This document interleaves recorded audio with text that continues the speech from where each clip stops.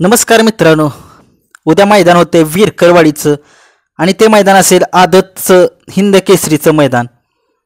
आणि त्या मैदानात मी तुम्हाला सांगितलं होतं मागच्याच व्हिडिओमध्ये की तिथं पैरे जे होते ते अंदाजित पैरे मी सांगितलेले होते, परंतु त्या मैदानात आता जे बलवडी या ठिकाणचं जे मैदान होणार होतं ओपनचं ते मैदान तुर्तास पुढे ढकलले. म्हणजे उद्याचं मैदान ते होतं ते कॅन्सल झालेलं आहे, परंतु वीरकरवाडी या ठिकाणी जे मैदान होते ते उद्या मैदान आहे. नक्कीच आता उद्या टॉपची बैलं कोणकोणती येणार, नक्कीच तिथं जेवढे पहिल्यांचं तिकडे पैरे झाले होते कारण ते ओपनचं मैदान होतं.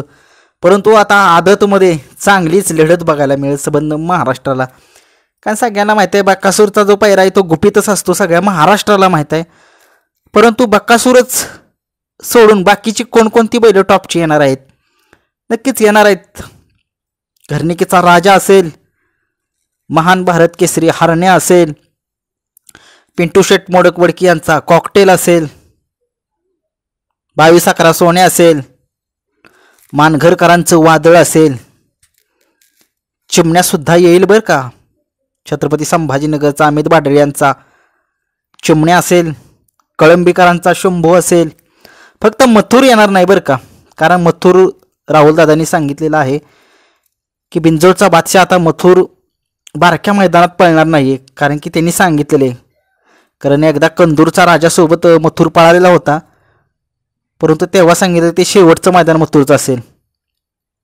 कारण चिलीपिलीमध्ये ते बोलले की नाही खेळणार आपण. नक्कीच बघूया. आणखीन सगळ्यांचा लाडका बैल या बैलगाडा क्षेत्रात ज्याला 200 फुटात बैल पुरत नाही, तो ओढत नेतोच त्या बैलाला. असा वेगाचा शेवट सर्जा सुद्धा त्या मैदानामध्ये दिसेल तुम्हाला.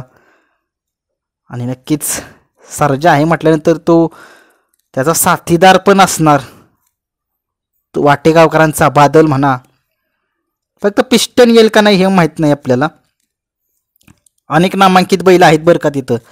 चित्र्यासुद्धा असेल, कारण की ते मैदान जे आहे ओपनचं त्या मैदानामध्ये सगळे टॉपचे पैरे फिक्स झाल्यात जमाच होते, कारण तिथं बैल पळणार होते सगळे टॉपचे. परंतु निसर्ग राजाने तिथे पावसाचा कहर केलाय संबंध महाराष्ट्रातच. परंतु वीरकरवाडी या ठिकाणी पाऊस नाही, कारण की तो भाग जो आहे माळरान भाग आहे आणि तिकडे एवढा पाऊस नाही बरं का. आणि नक्कीच त्या पावसात कमी पाऊस पडतोय, एवढं म्हणजे फाटी जी आहे ती सुक्कीच आहे, नॉर्मल वरनं थोडीशी ओले. आणि नक्कीच त्या मैदानात उद्या आणि पाऊस सगळीकडे आता बघितले पाऊस तर उघडल्यात जमात झालेला आहे. नक्कीच सगळ्या महाराष्ट्राला एक आतुरता लागली असेल उद्याचं मैदान कोणकोणत्या. आता तर पैरे मला माहीत नाहीत बरं का. आता उद्याच्या मैदानाचे जे टॉपचे बैल येणार आहेत जे पळणार होते ते तुम्हाला मी सांगितलेले अंदाजित पैरे. परंतु उद्या आदतचं मैदान आहे. आता चर्चा चालू आहे बक्कासूरची की मास्तर, हा मास्तर बैल कोणता आहे, मास्तर किंवा कंदूरचा राजा किंवा कार्तिक, या तिघातला पळेल बरं का बैल.